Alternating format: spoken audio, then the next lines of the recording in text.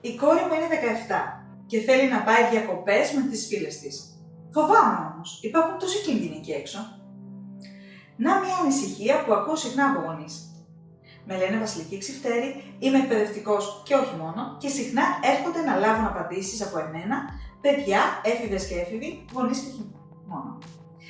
Τα λέω χαριτωμένα μου λένε. Λοιπόν, αγαπημένοι μου γονείς, έχετε ένα παιδί που σε έναν χρόνο θα λάβει το χρήσμα του ενήλικα. Σε αυτό το πλαίσιο είναι απόλυτα φυσιολογικό να σας ζητάει να κάνει πράγματα που θα έκανε ένας ενήλικας, όπως το να πάει διακοπές με την παρέα της. Φαντάζομαι ότι μέχρι στιγμής έχετε καλύψει δύο βασικά θέματα.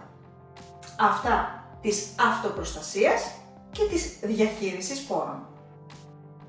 Παίζουν στο μυαλό σας διάφορα σενάρια που μπορεί να ενεργοποιούν το συναίσθημα ευθύνης και ρίσκου να στείλετε την έφηβη κόρη σας με τις φίλες της, ιδιαίτερα τώρα που ακούγονται ιστορίες σεξουαλικής παρενόχλησης και βιασμών πιο έντονα.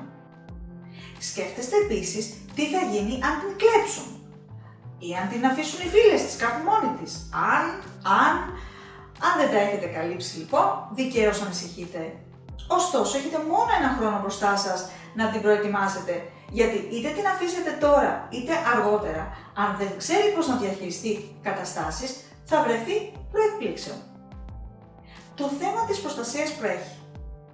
Δεν ακολουθούν ποτέ αγνώστους, όσο καλοί και ευγενικοί και χαμογελαστοί κι αν φαίνονται. Αν κάποιος παρουσιαστεί ότι φέρνει μήνυμα από κάποια φίλη που την χρειάζεται, πάντα καλεί την τοπική αστυνομία για βοήθεια. Καλό θα είναι βέβαια να είναι μαζί με κάποια φίλη πάντα. Τα κορίτσια 2-2 είναι πιο δύσκολος στόχος για τους επιτίδιους και καλό θα ήταν να είναι πάντα μαζί με κόσμο. Ποτό. Στο ποτό μπορεί να την πάθεις να απαντήσεις σε πρόκληση. Και για να απαντήσεις σε πρόκληση βλακωδώς υπάρχει μόνο ένας λόγος. Δεν έχεις αυτοπεποίθηση και δέχεσαι την πίεση των γύρω σου. Άρα συζητάτε τις αρχές της. Πόσο ανάγκη έχει να πιει 3 ποτήρια από ποτό αντί για ένα. Πόσο θέλει να θυμάται τι γίνεται. Να έχει τον έλεγχο του εαυτού της. Προσοχή και με τα νοθευμένα ποτά. Κάτι άλλο που πάντα προτείνω είναι να έχει πάντα μαζί ένα μπουκαλάκι νερό ο έφηβος ή έφηβη, ακόμα και όταν το κλαμπ δεν το επιτρέπει, εγώ πάντα έχω νερό μαζί μου. Γιατί είναι πιο εύκολο να πιεις όταν διψάς και επίσης αν το πιεις μαζί με το ποτό σου, αραιώνεις την πυκνότητα του αλκοόλ και δεν σε πιάνει. Σε περίπτωση που κάποια κοπέλα χτυπήσει, ειδοποιεί και το κέντρο υγείας και τους γονείς. Θα πρέπει να συζητήσετε επίσης και το θέμα του φλερτ. Έχετε κάνει τη δύσκολη εκείνη συζήτηση περί προφύλαξης ή δια της οδού των προφυλακτικών είτε δια της αποχής. Είναι η ώρα να την κάνετε. Ποτέ δεν ξέρεις. Πάμε και στα πιο βασικά του ταξιδιού. Πριν ταξιδέψει, είναι καλό να έχει χάρτη του μέρους που θα πάει, να το έχει ερευνήσει, να ξέρει που βρίσκονται Δήμος, κέντρο υγείας, αστυνομία κτλ. Δηλαδή, να ξέρει να προετοιμαστεί για το ταξίδι που πρέπει να κάνει ως ενήλικας. Ακόμα και αν μην έχει φτάσει, αφού θέλει να μπει σε αυτό το στάδιο. Εννοείται ότι αν αποφασιστεί να φύγει, φτιάχνει μόνη της την βαλίτσα και μόνη της βάζει πλυντήριο στην επιστροφή και πριν. Θα πρέπει επίσης να συζητήσετε και το οικονομικό. Αν μείνει από χρήματα, τι θα κάνει, ποιες είναι οι επιλογές. Έχει επιλογές.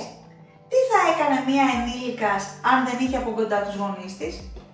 Αυτό μπορεί να είναι και ένα επιχείρημα που μπορεί να λειτουργήσει αποτρεπτικά για το να φύγει. Σκεφτείτε το. Γενικά, εύχομαι μέχρι τα 17 της η κόρη σας να έχει προετοιμαστεί να αναλάβει την ευθύνη των διακοπών της. Να μπορεί να λειτουργήσει με υπευθυνότητα ενώ διασκεδάζει.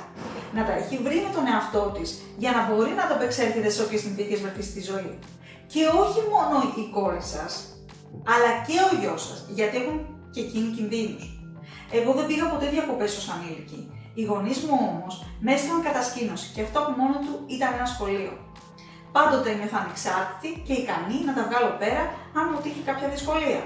Και αυτό είναι ένα συναίσθημα που οφείλει να έχει οποιοδήποτε κορίτσι και αγόρι που αργότερα θα γίνει ένας ενήλικας, συνειδητοποιημένος, ισορροπημένος άνθρωπος.